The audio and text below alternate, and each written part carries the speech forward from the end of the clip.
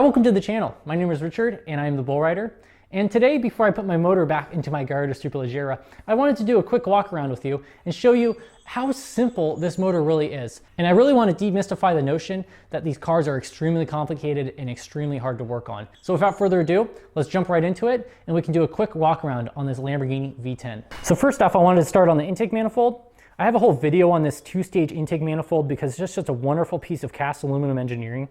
And what's cool about this is that there's no mass airflow sensors. There's just two Bosch throttle bodies, so simple. And all your tuning is just done by a manifold absolute pressure sensor. So it really honestly couldn't be simpler. It's just a two-stage intake manifold actuated by these two bulbs and a simple solenoid right here. So down here is where the interesting technology starts.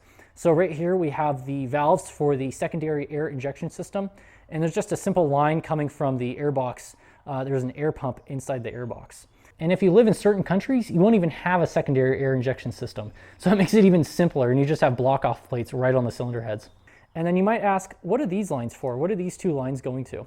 And these are called Misfire Tubes. And you might ask, what is a Misfire Tube? I've never heard of anything like that. And it's really interesting design. And this is really fascinating because these are just hollow stainless steel lines. And these lines go to these two pressure sensors, one for each bank of the engine. And what they do is they measure the harmonics coming from the exhaust pulse waveform. So if you have, like, let's say a misfire, the waveform that this pressure sensor is going to expect is going to be a little bit off, and it's going to tell you that you have a misfire. So very interesting design, very fascinating. And if you have any sort of misfire codes on your engine, I definitely recommend checking your misfire tubes because on earlier models, these have a tendency to corrode and give you false readings. So something to consider. Underneath that, we have the infamous E-gear clutch, which honestly is very simple. It's just like any other car. You have the starter tooth ring right here. And then we have the tone ring for the crankshaft position sensor and the ECU that tells the ECU where in the rotational stroke the engine actually is. Right here, we have the drive shaft for the power steering pump. What's cool about this is that you can pull the power steering pump off and you don't even have to drain the fluid to pull the motor. So that's really nice and I like that a lot. So this motor is actually a dry sump lubrication system. So sticking out of the motor a little bit, we have the feed line coming from the oil reservoir tank. And this goes into the oil pump that I'm about to show you.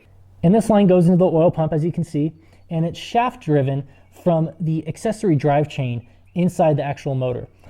Also in the oil pump is a gear mechanism that feeds a shaft to the centrifugal water pump for the motor. And then up above, we have a shaft-driven AC compressor. And this is just a standard Audi Volkswagen part. So pretty nice and pretty simple to replace if you want to get a remanufactured core. So really nice to see.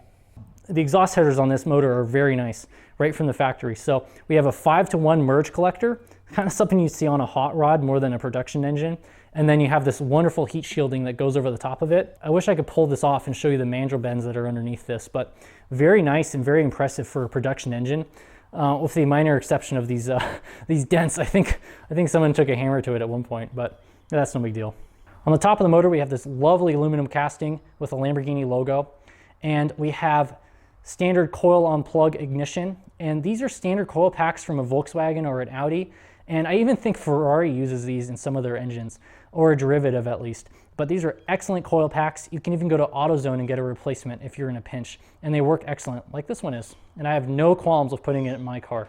Over here we have two solenoids for the intake and exhaust variable valve timing. And then we have the camshaft position sensor for the intake cam. And then underneath here we have the camshaft position sensor for the exhaust camshaft for the variable valve timing as well. So on the front of the motor, we can get a better view at the centrifugal water pump that is shaft driven and the associated lines that go to the front of the car for the front radiators. We also have a main coolant port coming from the cylinder heads. Lovely Lamborghini casting, just beautiful design, beautiful engineering. So you might ask, what's this shaft for? And if you're not familiar with the Lamborghini Gallardo, this is actually an all-wheel drive car. So you have a shaft going all the way from the transmission, and this shaft goes to the front differential. And if you look closely, there's actually a coolant passage that goes around this shaft and actually is a bearing housing, and then it feeds the water pump. The last thing I wanted to show you is the air-cooled belt-driven alternator. And if you look at this harmonic balancer right on the front crankshaft, you'll see that it actually has teeth for like a belt, but in reality, it doesn't power anything whatsoever. What they did is just took another smaller pulley, to feed the alternator. And this alternator is tensioned with just a manual tensioner. So you have to come in here periodically and measure the harmonic that's produced by pinging this alternator belt to 140 Hertz. And if it's within spec, you're good to go. But if it's out of spec, all you have to do is tension this just a little bit, and that's it. And you might ask, is this an Audi motor or a Lamborghini motor? And inherently, the 5-liter Evenfire V10 is inherently a Lamborghini motor. And the 5.2 that came on the LP Gallardo has Audi written all over it. So if you look underneath here in the 5.2 Gallardo, I actually have my wiring harness just kind of tucked in there, but before, so you can see the connector. But in the 5.2, this will be loaded with stuff like oil coolers and sort of like all hoses, just everything. And this intake manifold's actually plastic. It's just a mess down here, and that has Audi written all over it. So really what we're left with is the best of Audi and the best of Lamborghini. You have the best of Audi because you have all these Audi electronic components that are easy, simple to replace.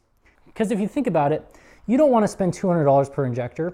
You'd rather buy the Bosch injectors that are $20 each. You can put them in, know they work perfectly, and you never have to worry about them again.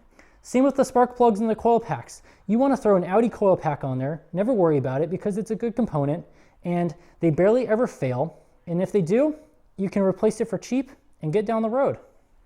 And then you have the best of Lamborghini because you have the soul and the passion of the car, the passion of the engineers that put so much time and energy dedicated into this motor and dedicated into this platform. Everything just comes together to make this lively, wonderful, high revving, beautiful V10 that is just so Italian and it has so much soul, and it's really what makes the car. And if it wasn't for this V10, the Lamborghini Gallardo would be a completely different vehicle. If you liked this video and you thought it was helpful, please consider giving it a like. That way I know I'm providing good content to you. And until next time, thanks.